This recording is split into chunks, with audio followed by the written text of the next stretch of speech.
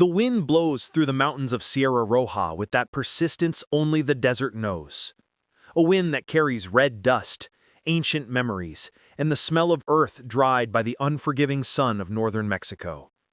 It's the kind of place where silence isn't the absence of sound, but the presence of something greater. Something that weighs on the shoulders like a backpack loaded with wet stones. Evelyn Carter knows this weight, knows every gram of it. She sits on the weathered wooden porch of her ranch, a simple structure that seems to have sprouted from the arid earth itself. The boards creak beneath her bare feet. The sound is familiar, almost comforting, a reminder that something solid still exists in this world. Her hands rest on her knees, calloused and marked by scars that tell stories her mouth will never tell.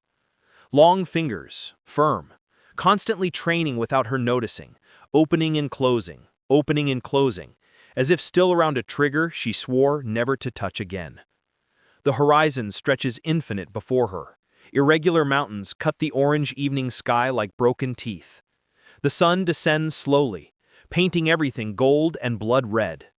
She watches, always watches. Evelyn's eyes are gray, like tempered steel, carrying that particular quality of someone who has seen too much and forgotten too little. There's a depth in them that frightens the few people who get close, a depth that resembles bottomless wells. 3 years since she left everything behind and came to this forgotten piece of world. 3 years since she hung up her uniform, buried her medals in a rusted metal box, and decided that Evelyn Hawk Carter, the first woman to serve in direct combat with the Navy SEALs, had died in some distant desert. What remained was just Evelyn. Only Evelyn. A woman trying to learn to breathe without counting seconds. To sleep without waking with her hand searching for a weapon that's no longer there. But the things we try to bury have a habit of digging their way back to the surface. The ranch is small. A few acres of dry land, a half-abandoned corral, a 2-room adobe house with walls that keep the heat out during the day and the cold out at night. There are no luxuries here, no need for them. Evelyn learned long ago that comfort is an illusion, a distraction. What she needs fits in a backpack: water, knife, lighter, a change of clothes. The rest is excess. She rises slowly, muscles protesting slightly. 38 years old. The body still responds, but now it asks questions before obeying. She walks to the edge of the porch and places her hands on the rough wood of the railing. Her breathing is deep, controlled. Inhale through the nose, exhale through the mouth. 4 seconds for each movement. A technique she learned somewhere between Kandahar and Ramadi, on a night when fear threatened to paralyze her, and a veteran commander taught her that controlling breath was controlling fear. The silence of the ranch is thick. There are no neighbors for miles, no artificial lights polluting the night sky. Only the occasional song of a distant coyote, the rustling of some small animal moving through the creosote bushes, the constant sigh of the wind.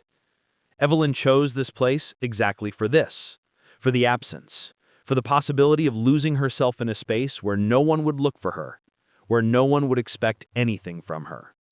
But the darkness she brought with her doesn't respect geographical boundaries. At night, when she closes her eyes, she is still there, always returns there. The smell of burnt gunpowder and hot blood. The cry of "man down" cutting through the air like a blade. The weight of a body being dragged through sand, hands slipping in blood that won't stop flowing. Jackson's eyes, 22 years old, from Alabama, who talked about his girlfriend every night before sleeping, begging her not to leave him there, not to let him die alone. She didn't leave, held his hand until the helicopter arrived. Felt the exact moment life drained from that body too young. Saw the light go out in his eyes like a candle being blown out. Evelyn shakes her head, trying to disperse the memories like smoke. It doesn't work. Never works. She descends the 3 steps from the porch and walks barefoot on the ground still warm from the day. Her feet know every stone, every irregularity of the terrain. She walks to the old well, a stone structure covered by a rusted metal grate. Pulls the rope and brings up a bucket of cold, clean water that comes from somewhere deep in the earth's entrails. Drinks directly from the bucket. The water is ice cold, almost painfully so. And she's grateful for it. It's real. It's present. It's now. The sky darkens quickly. In the desert, there is no middle ground between day and night. The transition is abrupt, definitive. Stars begin to appear, first timidly, then in profusion, millions of them scattered like grains of sand on black fabric. Evelyn knows the constellations. Use them to navigate in territories where GPS meant a target painted on your back. Orion, Cassiopeia, Ursa Major always pointing north towards home, towards a place she's not sure still exists. She's about to go back inside when she hears it. Distant. Very distant, but unmistakable for someone trained to listen. Engines. Evelyn freezes. Her body reacts before her mind fully processes.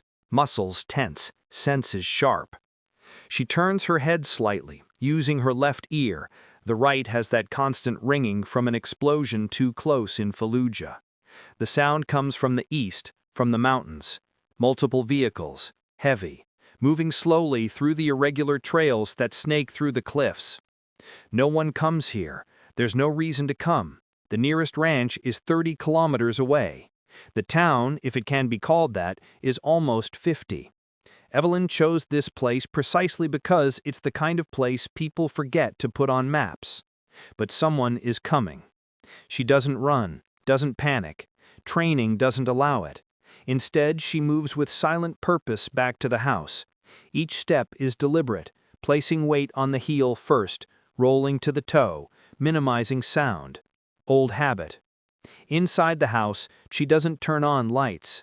Darkness is her ally, always has been. She navigates the space using muscle memory, counting steps. 7 steps to the table, 2 to the left. The knife is where it always is, taped under the wood. She removes it, feels the familiar weight in her hand. A kabar, the same one she carried for 7 years on 3 different continents. Evelyn moves to the window, staying in shadow, and peers through a gap in the boards. The engine sounds are closer now. She can distinguish at least 3 vehicles, maybe 4. Pickup trucks by the deep, irregular sound of the engines. Moving without lights, which means they know the terrain or have night vision. Neither option is good. She closes her eyes for a moment, breathing deeply. Her heart beats steady in her chest, not accelerated, just present. Fear is an old acquaintance, and she learned long ago that fear isn't weakness, it's information, the body warning that something important is happening. The question isn't whether to feel fear, but what to do with it. Evelyn opens her eyes. The decision is made. Not consciously, not as a linear thought process. It simply is. It's the decision her body, her mind, her experience make when all other options are exhausted. She won't run, won't hide, won't wait to see what they want. She's going to prepare the ground. She moves through the house with silent efficiency. There's no arsenal here. She got rid of everything when she came to Sierra Roja. The weapons, the tactical equipment, everything. But a warrior doesn't need weapons. A warrior needs terrain, time, and will. Evelyn has all 3. The ranch is small, but she knows it like she knows the lines of her own hand.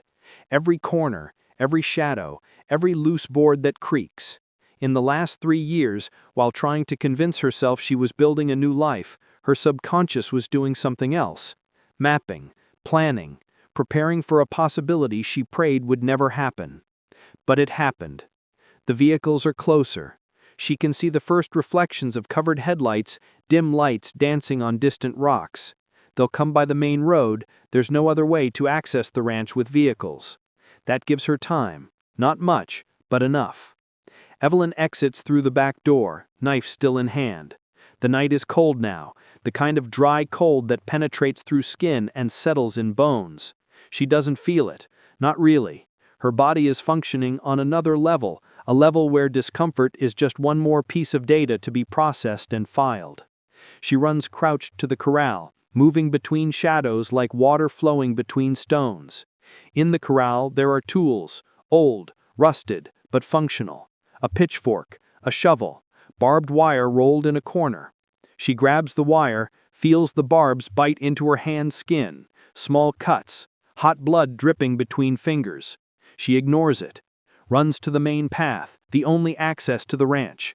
The terrain here is narrow, surrounded by large rocks on each side. A natural bottleneck. She works quickly, using the rocks as anchors, stretching the wire across the path at the neck height of a man sitting in a pickup truck. It won't be enough to stop the vehicles, but it will delay, cause confusion. Confusion is advantage. The engines are very close now. She can see the lights clearly. 3 vehicles climbing the last elevation before the ranch. Evelyn finishes securing the wire and runs back, crouched, breathing controlled. Stops by the well, grabs the empty bucket, runs back to the house, fills the bucket with dry earth and ashes from the wood stove. Not an improvised smoke bomb, something simpler. Distraction. Chaos.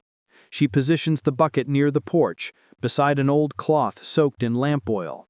Prepares 2 more similar points around the house. Small focuses, false shadows, movement where there is no movement. The vehicles stop. Evelyn is crouched behind the corral when they arrive. 3 pickup trucks as she calculated. Old, beaten, but functional. The kind of vehicle that survives these lands precisely because it doesn't draw attention. The engines die one after another. The silence that follows is heavy, pregnant with intention. She counts. 1, 2, 3 seconds. Doors opening. The metallic sound of weapons being checked. Low voices in Spanish. 8 men. She counts by distinct sounds. 8 pairs of boots on earth and stone. 8 different breathing patterns. 8 separate presences in the fabric of night. They move with certain discipline. They're not complete amateurs. Probably sicarios, cartel hitmen. Men who do this kind of thing for a living. Men who have killed before and won't lose sleep after. But they've never faced Hawk. Evelyn closes her eyes, centering herself. There exists a moment before combat that every warrior knows. A moment of absolute quietness where the world reduces to something essentially simple. There's no politics, no cause, no justice or injustice. There's only predator and prey, and the only question that matters is which of the 2 you're going to be. Evelyn opens her eyes. The decision was made long ago. The men approach the house cautiously. 2 stay behind, near the vehicles.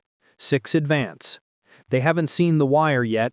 Evelyn waits, mentally counting steps.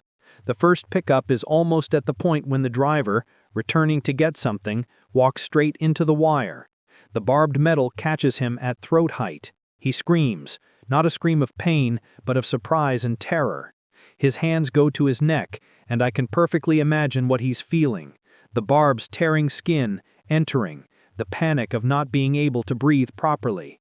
Immediate confusion, voices shouting, flashlights turning on, cutting the darkness with beams of hard white light. One of them runs to help the injured man. The others scatter, weapons drawn, searching for the threat. Evelyn is already moving. She circles the corral on the opposite side, using shadows, body low, almost reptilian. The knife in her right hand, pointed down, ready. One of the men separated from the group, moving toward the well. Mistake. Never separate. First rule of combat in unknown terrain. But fear makes people make mistakes. Fear and darkness. She approaches from behind him, her feet making absolutely no sound on the earth. He's standing by the well, the weapon, an automatic rifle, she notes, pointed at the darkness, body tense. She can hear his breathing, fast, shallow. He's scared. Good. Fear makes you slow. Evelyn doesn't hesitate. There's no room for hesitation. Her left hand covers his mouth, pulling his head back, exposing the throat. The right moves the knife in a precise arc, deep, cutting everything that matters. He tries to scream, but there's no air, only a wet, terrible sound. The body struggles, but she holds him firm, lowering him slowly to the ground to avoid noise. Takes only seconds. 7 seconds from first touch until the body stops moving. 7 seconds that last an eternity. When she releases the body, her hands are covered in warm blood. The smell is strong, metallic, familiar.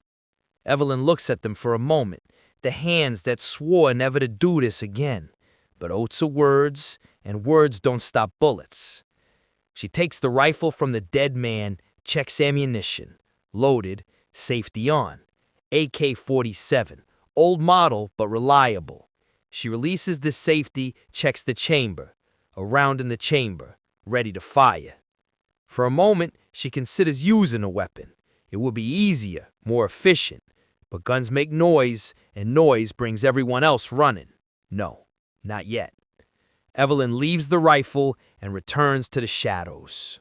If you've made it this far, it's because you feel the weight of this story. Stories like these aren't about glory. They're about scars. Support those who tell the truth behind legends. Subscribe to the channel and join us, because some stories deserve to be remembered.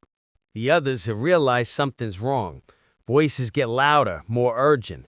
Someone is shouting a name. Miguel! Miguel! But Miguel doesn't answer anymore. Flashlights sweep the darkness frantically.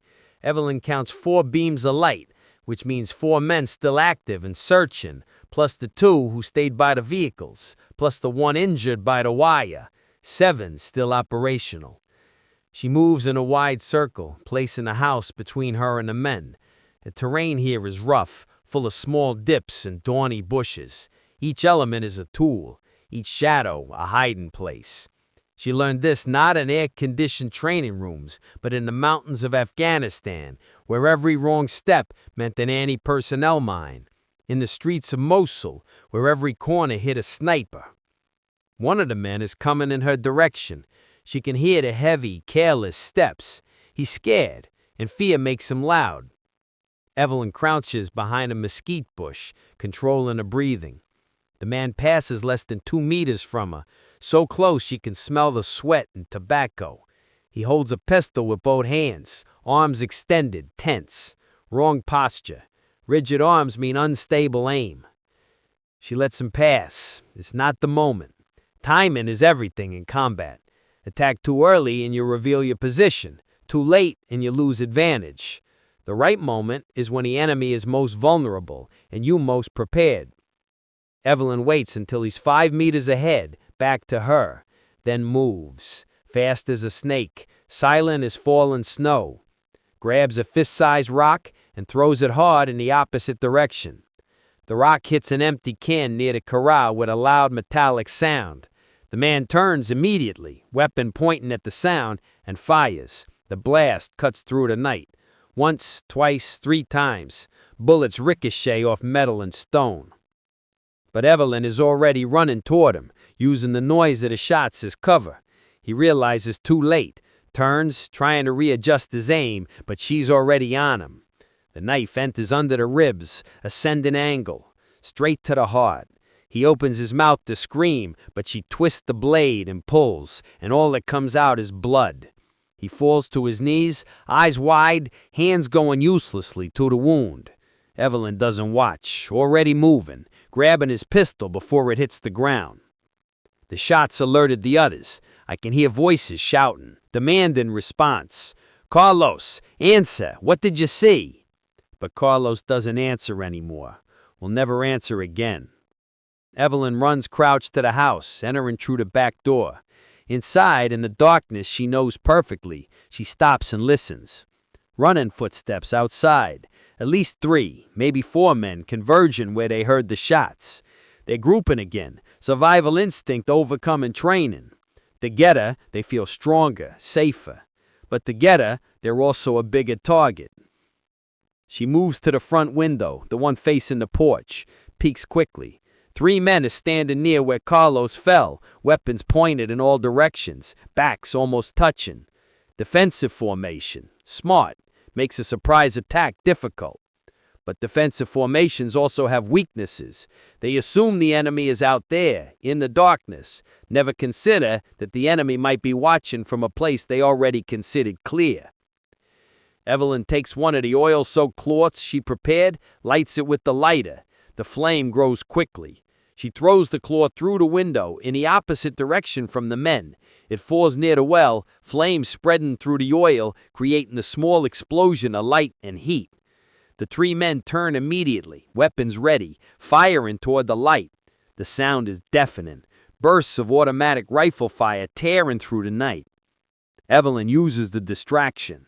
exits through the side door, the one they're not watching, and runs in a wide arc. The men is still shooting at the fire when she approaches from the side using a small stone wall as cover. She's 15 meters away now, can see their faces illuminated by the flames. Young, maybe early 20s, faces that could belong to students, workers, fathers, but they're not. Their faces are men who came to kill. She raises the pistol. The aim is instinctive. Years of training transformed into muscle memory. There's no conscious thought. The body simply knows. Squeezes the trigger. Once. The man on the left falls. Squeezes again. The one in the middle clutches his chest. The third is turning when she shoots a third time. He falls sideways, weapon firing at the sky as he tumbles. Silence. Evelyn doesn't move for 5 complete seconds. 5 seconds listening, observing. The 3 men on the ground.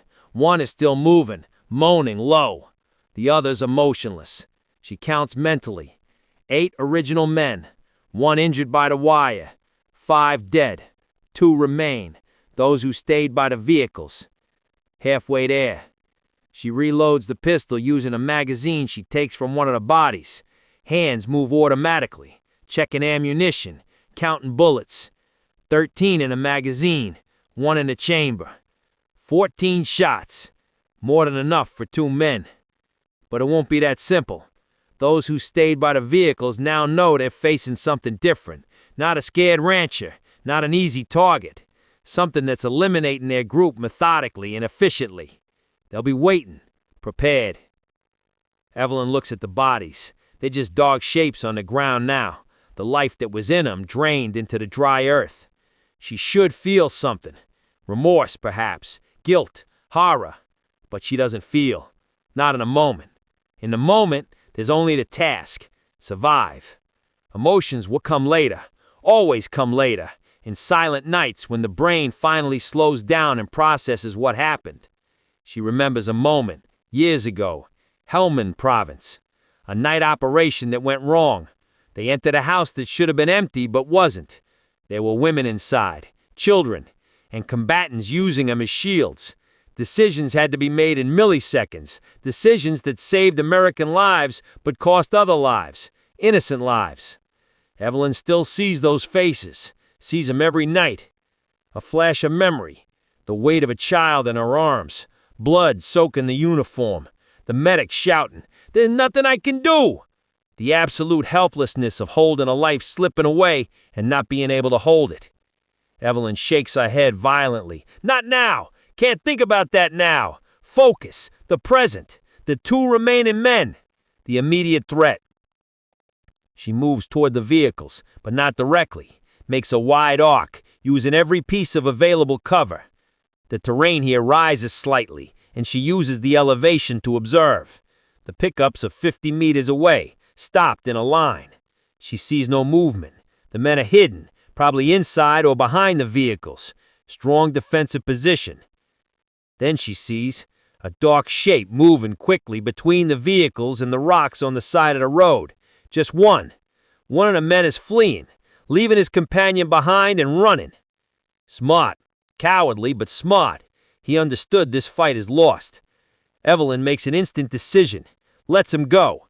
Chasing means losing positional advantage against the one who stayed. And the one who fled? Well, he'll carry a story. A warning story about what happens when you invade Hawk's territory. One remains. He's behind the middle pickup. I can see the top of his head, the shape of his shoulders. He's prepared, weapon pointed toward the house, waiting for me to approach. It's a stalemate situation. He has solid cover. I have darkness and knowledge of the terrain. But he also has time, can wait for dawn when darkness ceases to be an advantage. Evelyn considers options. I can wait too, make this a war of attrition. But the man who fled might be returning with reinforcements. Nah, needs to end this, now. She looks around. There's a small rocky elevation 20 meters away, higher than the vehicles. Perfect sniper position. But getting there means crossing open space, even if briefly. If he sees me, if he gets a clean shot, worth the risk. Evelyn tucks the pistol in the back of her pants. She'll need both hands to climb. Starts moving, using a group of large rocks as initial cover. Then runs. Full sprint. Body low but fast. 15 meters of open ground. The most vulnerable she'll be tonight. A shout. He saw me. Shots. The sound of bullets cutting through the air near me. Very close. One of them tears stone chips centimeters from her head. But she doesn't stop. Stopping is dying. Keeps running, dodging, making herself a difficult target. Reaches the base of the rocks and throws herself behind him. More shots, bullets hitting stone, ricocheting. Then silence. He's reloading. Evelyn doesn't waste a moment. Climbs quickly, using cracks and projections her hands and feet find instinctively. In 10 seconds, she's at the top, lying prone on stone still warm from the day's sun. Looks down. Has perfect vision. The man is partially exposed, crouched behind the open door at a pickup, changing the weapon's magazine. She can see his profile, concentration on his face. He's older than the others, 40, maybe 45. Gray hair at the temples, scars on his face. A veteran, the leader probably. Evelyn draws the pistol, rests her elbows on the rock, stabilizing aim. The distance is about 40 meters. Not a difficult shot, but also not guaranteed, especially in the dark with only starlight. She breathes, slow, deep, exhales until lungs are completely empty. In the moment between heartbeats, when the body is most stable, she squeezes the trigger. The blast echoes through the mountains. The man falls backward, weapon dropping from his hands. He tries to get up, staggering, one hand going to the shoulder where the bullet entered. Blood flows between his fingers, black as oil in the faint starlight. He drags himself behind the pickup, seeking cover, leaving a dark trail in the earth. Evelyn descends from the rock, methodical, unhurried now. The man is wounded, disarmed, bleeding, no longer represents an immediate threat. She walks toward the vehicles, pistol in hand but pointed down. Each step is measured, careful. Never assume a neutralized threat is really neutralized. I've seen men with mortal wounds continue fighting for entire minutes, moved by pure adrenaline and will. When she rounds the pickup, he's sitting with his back against the wheel, hand pressed against his shoulder. His face is pale, covered in sweat. He looks at her, and there's recognition in his eyes, not of who she is, but of what she is. A professional recognizing another professional. A predator recognizing a superior predator. He doesn't beg, doesn't plead, just looks, breathing heavily, waiting. There's a certain dignity in that, Evelyn realizes, a respect for the inevitability of the moment. She's seen this look before, in Taliban fighters who knew they were in their last seconds, in Allied soldiers wounded too badly to save, who asked only that it be quick. Evelyn stops 3 meters away, the pistol now pointed but relaxed. She could shoot, should shoot, end this, but something makes her hesitate. It's not mercy exactly, not weakness. It's curiosity. Why? Why did they come? What did they want? But she doesn't ask. Words now would be empty. Whatever the reason, it doesn't matter anymore. He chose to come to this place, chose to bring violence to the only peace she managed to build. The consequences of that choice are scattered across the ranch in dark, silent shapes. The man coughs, blood bubbling on his lips. The bullet must have punctured the lung. He's dying, not quickly, but inevitably. His eyes meet hers again, and there's a silent question there. A question soldiers ask each other when they know the end has come. Evelyn nods, an almost imperceptible movement, understanding, respect between warriors. She raises the pistol, aims steady. The shot cuts through the night, one last time. After, silence. A deep silence that fills the space left by violence.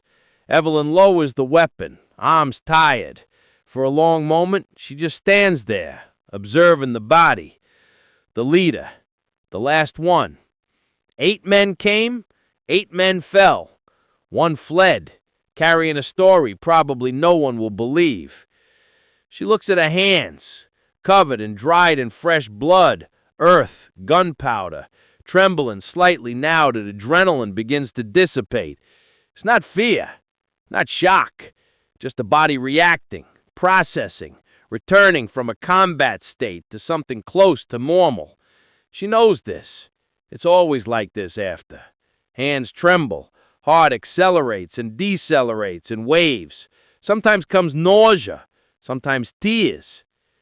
Tonight comes memory. She's back. Not here, not in Sierra Roja. She's in Kandahar on an operation that should have been simple. Enter, extract an informant, exit. 20 minutes maximum. But information was wrong. There was no informant. There was an ambush. They were hit as soon as they entered the compound. RPGs, machine gun fire, grenades, hell unleashed in a confined space. Evelyn sees Sergeant Morrison trying to drag Lieutenant Chen to cover. Sees the moment when a bullet finds Morrison, throwing him backward. Chen screaming, trying to crawl to him. Evelyn running through crossfire, her own rifle spitting flames.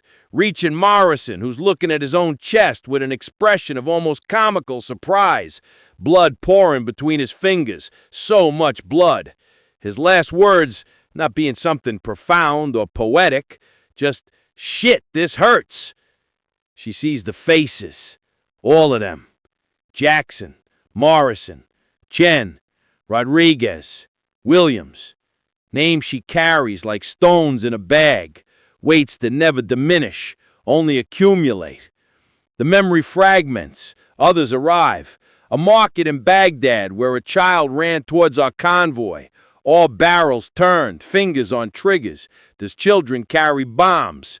But this one didn't. Carried only a toy, wanting to show the American soldiers.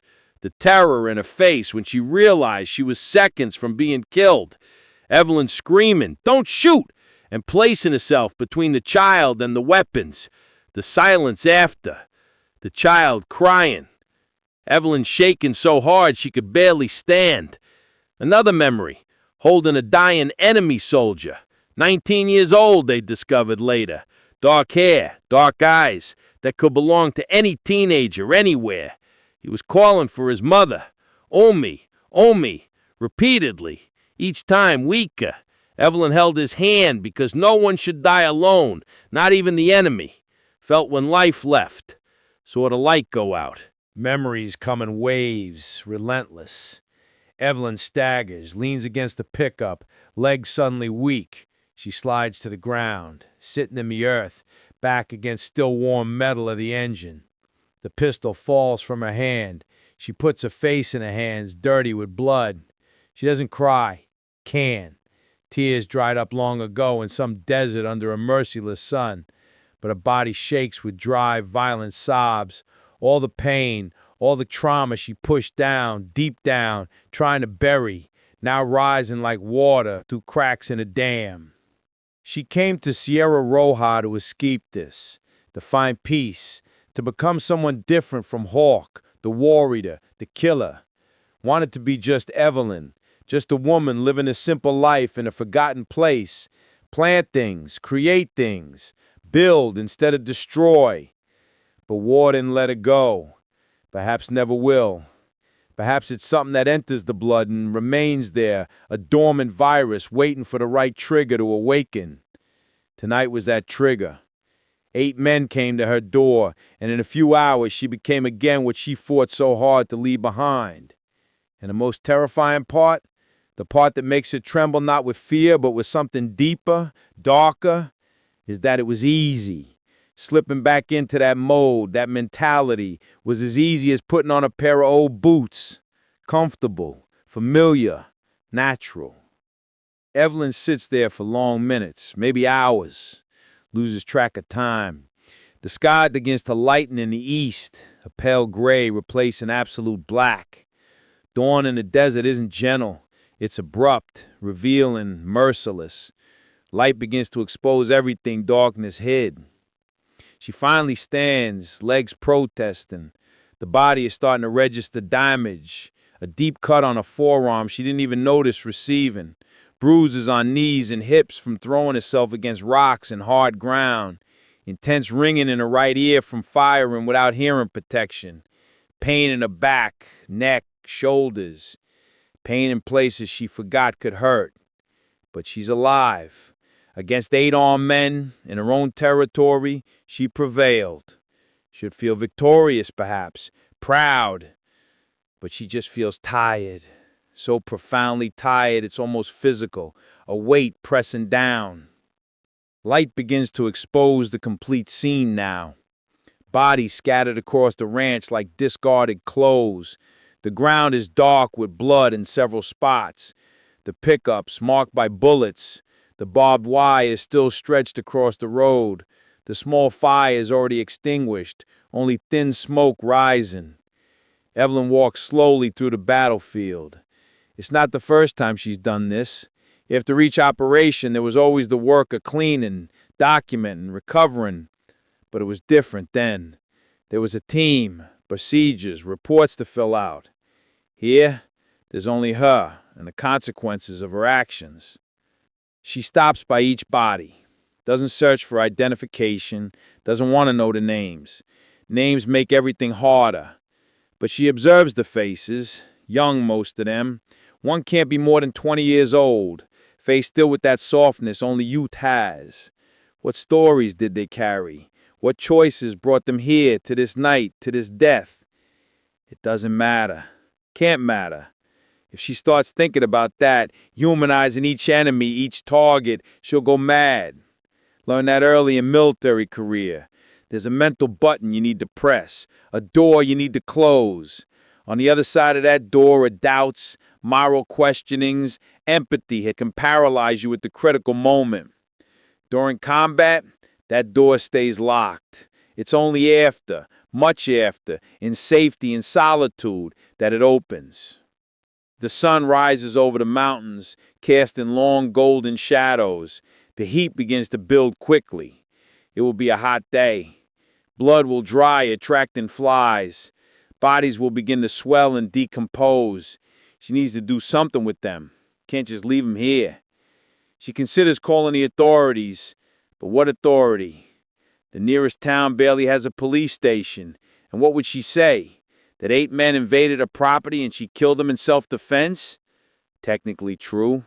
But the number of deaths, their efficiency, would raise questions. Questions about who she really is. Questions she doesn't want to answer. Nah, can't involve anyone. We'll have to deal with this alone, as she deals with everything. She spends the next hours in heavy, somber work. Drags bodies to a deep ravine half a mile from the ranch, a place where no one goes. It's brutal work.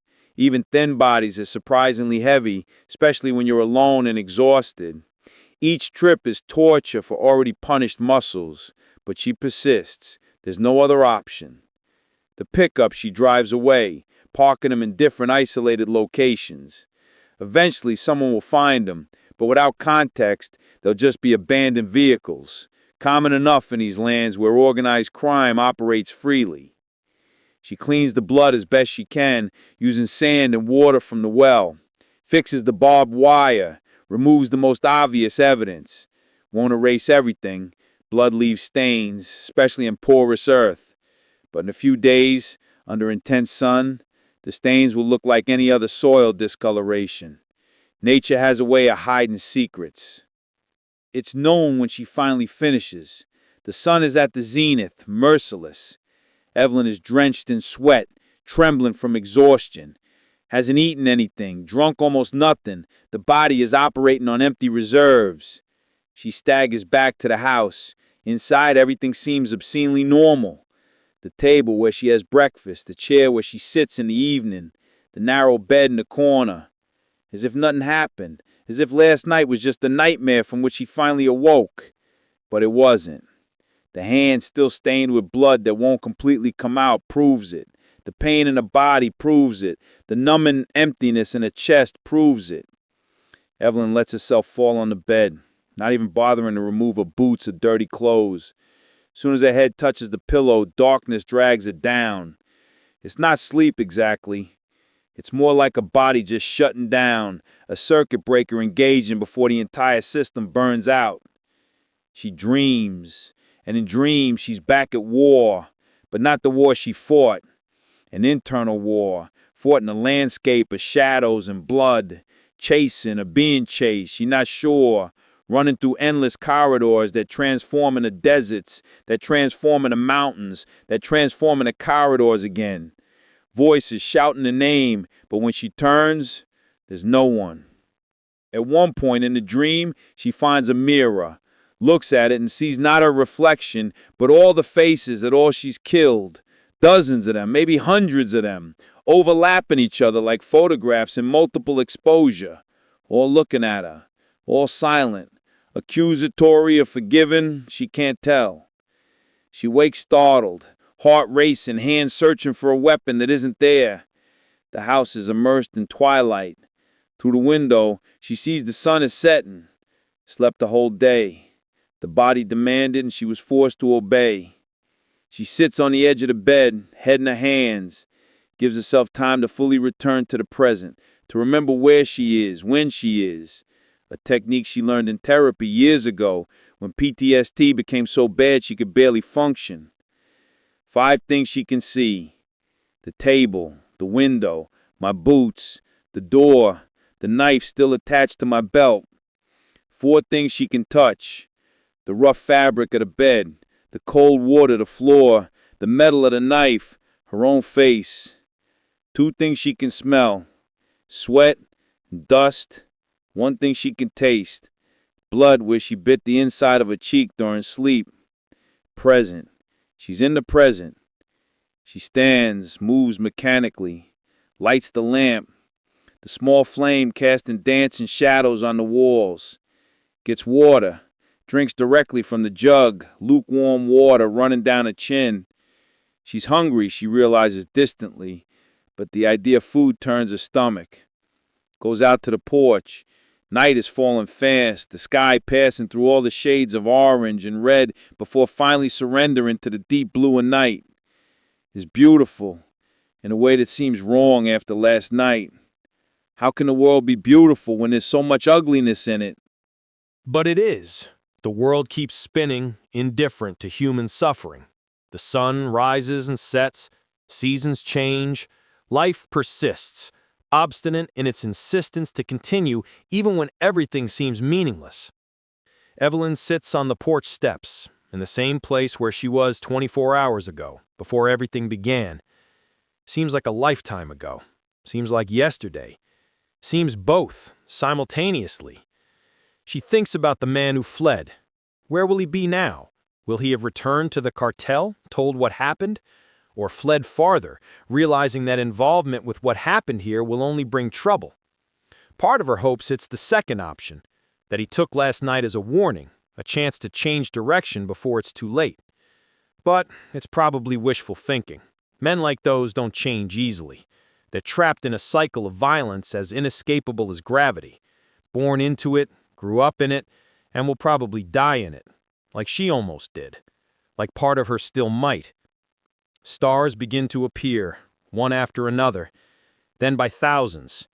The Milky Way spreads across the sky like diamond dust on black velvet.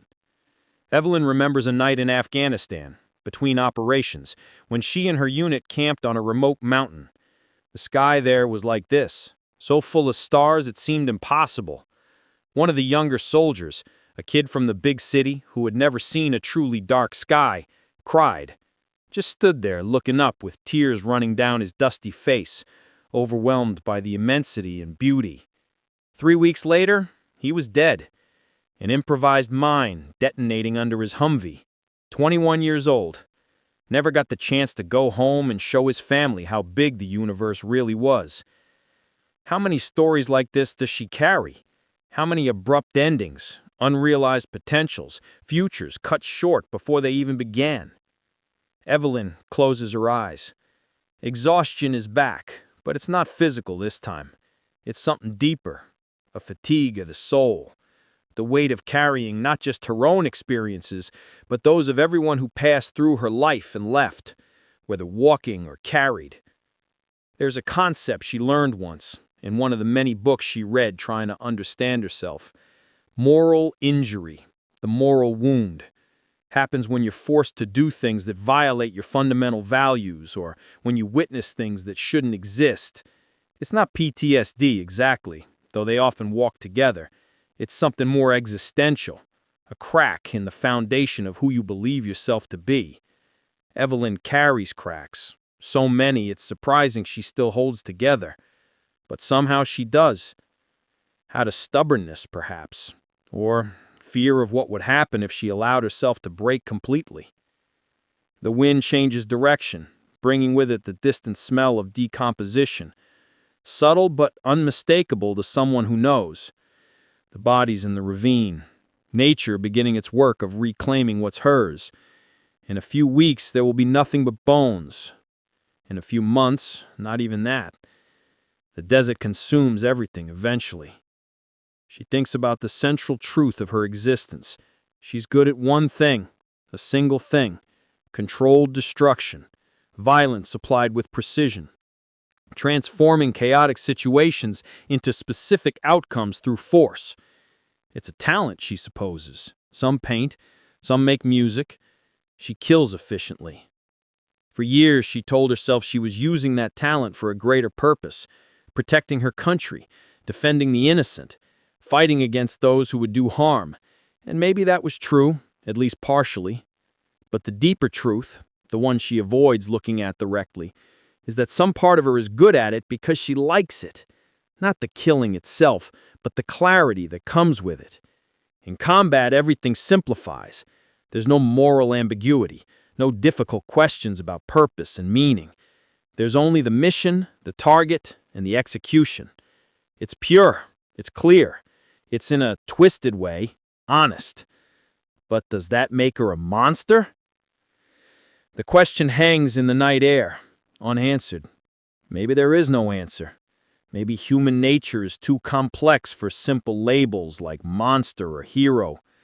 Maybe each person is a mixture of light and darkness, and the only thing that matters is which side you feed. Evelyn has been feeding the darkness for so long she sometimes forgets there's another option. But she came to Sierra Roja to change that, to find the light, or at least a lighter shadow.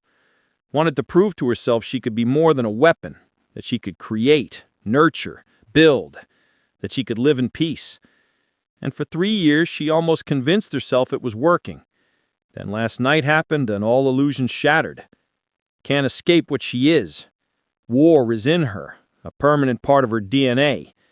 She can suppress it, hide it, try to overcome it, but it will never completely disappear. Which leaves her with a choice. She can keep fighting against herself, trying to force herself to be someone she's not, or she can accept the truth and find a way to live with it. She doesn't know which path to choose. Both seem to lead to darkness, just by different routes. Hours pass. Evelyn remains sitting, staring into emptiness, not thinking exactly, just existing. Sometimes that's the best she can do. Simply keep breathing, moment after moment, until moments accumulate into something resembling a life. The sky begins to lighten in the east again. Another dawn, another day. Life insisting on continuing regardless of her will. Evelyn stands, joints stiff from sitting motionless for so long.